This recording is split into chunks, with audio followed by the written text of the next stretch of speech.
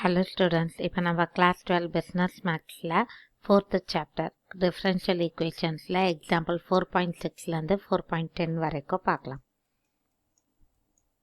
Example 4.6 இப்போ இது என்னன்னா first order first linear differential equation சொல்லுவோம். அதாவது dy by dx வச்சு வரும். இதில் மொத்தம் 3 டைப் இருக்குது. ஒன்று என்னென்னா y தனியாக x தனியாக பிரிக்க முடியும், பிரிச்சுட்டு நம்ம இன்டிகிரேட் பண்ணுவோம்.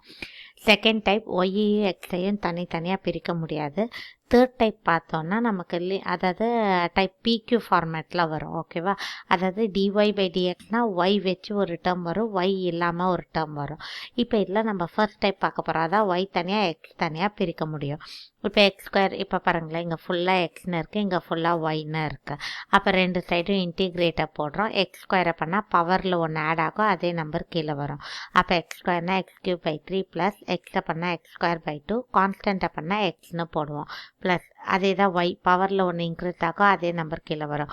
Y cube by 3 minus y square by 2 plus 3y equal to சின்னு போடுறோம். எப்போதுமே கான்ஸ்டன்ட் ஒன்று போட்டுப்போம். எப்போ இன்டிகிரலில் கீழேயும் மேலேயும் லிமிட் கொடுக்கலையோ நம்ம சி போடணும். லிமிட் கொடுத்துட்டாங்கன்னா போட தேவையில்ல. இப்போ இங்கே பார்த்தீங்கன்னா இங்கே எக்ஸ் ஒய் மிக்ஸ் ஆகிதான் இருக்குது. அப்போ தனியாக பிரிக்க முடியுமான்னு பாருங்கள். E power x into e power minus y plus x square e power minus Y.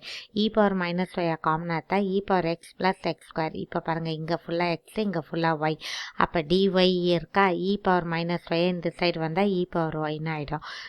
கீழே உள்ள டிஎக்ஸ் இங்கே வந்துடும். இப்போ இன்டிகிரேட் பண்ணலாம். இ பவர் ஒய்யை பண்ணால் e power Y, e power எக்ஸை பண்ணால் இ பவர் எக்ஸ் ப்ளஸ் எக்ஸ் ஸ்கொயரை பண்ணால் எக்ஸ் கியூப் பை 3 ப்ளஸ் ஒரு கான்ஸ்டன்ட் போடுவோம்.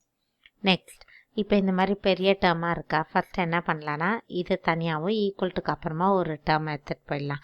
இப்போ இங்கே டிஒய் மேலே இருக்குன்னா இங்கே ஒய் டேர்ம் தான் இருக்கணும். அப்போ இந்த எக்ஸ் டேர்மை இங்கே பையில் கொண்டு வந்துடணும். இங்கே டிஎக்ஸ்னா எக்ஸ் டேர்ம் இருக்கா, அப்போ இந்த ஒய் டேர்மை இங்கே பையில் கொண்டு வரணும். ஓகேவா? இப்போ இன்டிகிரேட் பண்ண போகிறேன். இப்போ இது வந்து ஒரு ஃபார்முலா. கீழே இருக்கிறத டிஃப்ரென்ஷியேட் பண்ணால் அந்த ஆன்சர் மேலே வந்துன்னா லாகு போட்டு கீழே உள்ள டேர்மை போடலாம். இப்போ 1 டிஃப்ரென்ஷியேட் பண்ணால் 0, இ பவர் எக்ஸை பண்ணால் இ பவர் எக்ஸ், கீழே டிஃப்ரென்ஷியேட் பண்ணால் மேலே வருது. அப்போ லாகு 1 ப்ளஸ் இ பவர் எக்ஸ் மைனஸ் டேன் எக்ஸை பண்ணால் சீக்கன் ஸ்கொயர் எக்ஸ், கீழே டிஃப்ரென்ஷியேட் பண்ணால் மேலே வருது. அப்போ மைனஸ் லாகு டேன் ஒய்.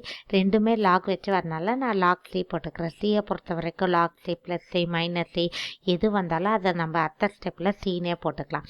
இப்போ இந்த ரெண்டு லாகும் கேன்சல் ஆகிடும். லாகுக்கு நடுவில் ப்ளஸ் டேர்ம் வந்தால் அதை மல்டிப்ளை பண்ணலாம். ரெண்டு லாகு கேன்சல் ஆகிட்டா இதுதான் சி. இப்போ நம்மளோட கொஸ்டினில் y of 0 equal pi by 4னா எக்ஸுக்கு பதில் 0 போட்டால் ஒய்யோட ஆன்சர் பை பை 4னு வரும். ஸோ எக்ஸுக்கு பதில் 0 போட்டு ஒய்யோட ஆன்சர் பை பை 4னு போட்டோன்னா எனக்கு சியோட ஆன்சர் 8ன்னு வருது. நெக்ஸ்ட் இப்போ இதே அப்படி தான். ஃபஸ்ட்டு என்ன பண்ணிடலாம், இங்கே டிஎக்ஸ் இருக்குது, இங்கே எக்ஸ் டேர்ம் இருக்குது. அப்போ டேன் ஒய்யை இங்கே கொண்டு வந்துடணும். இங்கே டிஒய்னா ஒய் டேர்ம் இங்கே இருக்கணும், டேன் எக்ஸ் இங்கே போயிடும். டேன் எக்ஸோட answer secant square x, tan y secant square y. அப்போ log tan x plus log tan y equal log c. லாகுக்கு நல்லா ப்ளஸ் இருந்தால் ரெண்டு டேர்மையும் இன்ட்டு பண்ணுவோம். லாக் போய்டும். Tan x tan y equal c. இப்போ இங்கே பார்த்தீங்கன்னா இந்த மாதிரி ஒய் டிஎக்ஸ் எக்ஸ் டிஒய் வந்தால் தனியாக வச்சுங்க ஈக்குவல் டு இந்த டேர்ம். இப்போ இதில் பார்த்தீங்கன்னா டிஎக்ஸா எக்ஸ் டேர்ம். அப்போ இந்த ஒய் ஸ்கொயரை இங்கே கொண்டு வந்துடணும். இதுக்கு பேர் யூ பை வி மெத்தட்னு சொல்லுவோம். By v square u v dash minus v u டேஷ்னு நம்ம 11th படிச்சிருப்போம். அந்த பேட்டர்னில் இருக்கனால இது டி எக்ஸ் பை ஒய்னு போடுறேன். ஓகேவா? இப்போ இங்கே இன்டிகிரேட்குள்ளே நிறையா டேர்ம் இருக்கனால ஏதாவது ஒன்று நான் டீன்னு எடுத்துக்கணும். அப்போ எக்ஸ் கியூபை டீன்னு எடுத்துக்கிட்டேன்னா இ பவர் டி மீதி டிடின்னு வரும். இ பவர் டியை பண்ணால் இ பவர் டி, லாஸ்ட்டாக டீக்கு பதில் நான் என்ன எடுத்தேன்னா சப்ஸ்டியூட் பண்ணிடணும். ஸோ இப்போ நம்ம எக்ஸாம்பிள் 4.6லேருந்து 4.10 வரைக்கும் பார்த்துருக்கோம். இதில் உங்களுக்கு எதாவது டவுட்னா கமெண்ட் செக்ஷனில் போஸ்ட் பண்ணுங்கள். லலிதா ஸ்நாக்ஸ் சேனலை சப்ஸ்கிரைப் பண்ணுங்கள். தேங்க்யூ.